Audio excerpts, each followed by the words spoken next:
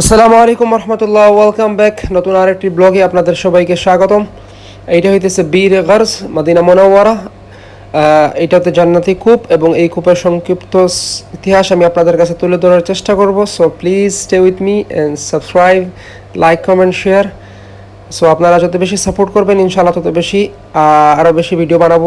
ওনাকে যিনি দেখতেছেন উনি হচ্ছেন সৌদি আরবের নাগরিক, সৌদি আরবের বাসিন্দা, একটা হসপিটালে কাজ করেন এবং তার পাশাপাশি পার্ট টাইম প্রাইভেট কার চালান। সো এই দেখেন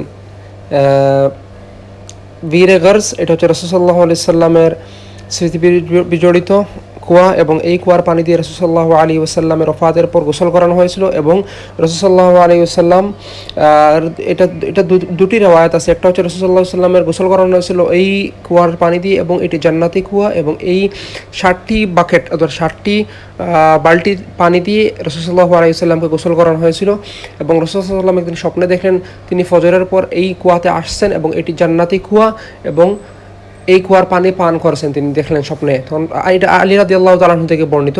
তখন রাসূল সাল্লাল্লাহু আলাইহি ওয়াসাল্লাম সাহাবায়ে কেরামকে নিয়ে সাথে আসলেন এবং ওনার লালা মুবারক এই পানিতে নিক্ষেপ করলেন এবং শেহেদ অর্থাৎ মধু এই কুয়াতে নিক্ষেপ করলেন এবং এই কুয়ার পানি পান করে চলে গেলেন। সেজন্য এই কুয়াটি হচ্ছে বরকতময় কুয়া, যেটা আল্লাহ রাব্বুল আলামিন স্বয়ং রাসূলুল্লাহ আলাইহি সাল্লামকে স্বপ্নের মাধ্যমে দেখিয়েছেন যে এটা হচ্ছে জান্নাতি কুয়া এবং এই কুয়ার পানি অসাধারণ। আপনি এই কুয়ার পানির সাথে অন্য পানির কোনো তুলনাও হয় না। আমি নিজে পান করছি এই কুয়ার পানি। এই কুয়ার পানির সাথে সাধারণত জেনারেল যে পানি, এই পানির কোনো হয় না। যেমন সেম জমজমের পানির সাথে যেরকম একটা ডিফারেন্স আছে, এই পানির সাথে এরকম আলাদা একটা ডিফারেন্স আছে। সো এটা হচ্ছে জান্নাতি কুয়ার পানি। আপনারা যদি মদিনা মুনাওয়ারা যান তাহলে বীর গার্স এই কুয়াতে আসবেন, কারণ এই কুয়ার পানি দিয়ে রাসূলুল্লাহ সাল্লাল্লাহু আলাইহি ওয়াসাল্লামকে গোসল পর্যন্ত করানো হয়েছিল এবং এর আশপাশে অনেক খেজুর বাগান আছে, এর পাশে একটা মসজিদও আছে। এইখানে অনেক বড় খেজুর বাগান, এটা পুরাতন খেজুর বাগান দেখতেছেন, এটা হিউজ বড় খেজুর বাগান। এখানে এটা কয়েক কিলোমিটার এই আশপাশে খেজুর বাগান আছে, আপনারা দেখতে পারেন। এখানে ফ্রেশ খেজুরও আছে, আপনারা কিনতে পারেন। এবং এখানে দেখেন এই আশপাশের সবগুলোতে খেজুর, এখানে ফ্রেশ খেজুর পাওয়া যায়। এবং এই যে বীর গার্স যেই কুয়াটি আমি আপনাদেরকে দেখাইছি, এই কুয়াতে আপনি পানি পান করেন এবং এই কুয়াতে সরকারিভাবে পাইপ লাগানো আছে, আপনারা চাইলে পানি পান করতে পারেন, পানি সাথে করে নিয়ে যেতে পারেন।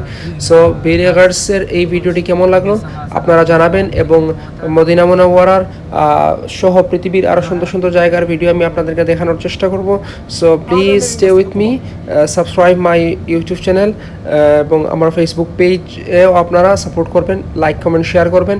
ইনশাআল্লাহ আপনাদেরকে আরও বেশি বেশি সুন্দর সুন্দর জায়গাগুলো দেখানোর চেষ্টা করব। এই দেখেন, এই পুরোটাই হচ্ছে খেজুর বাগান।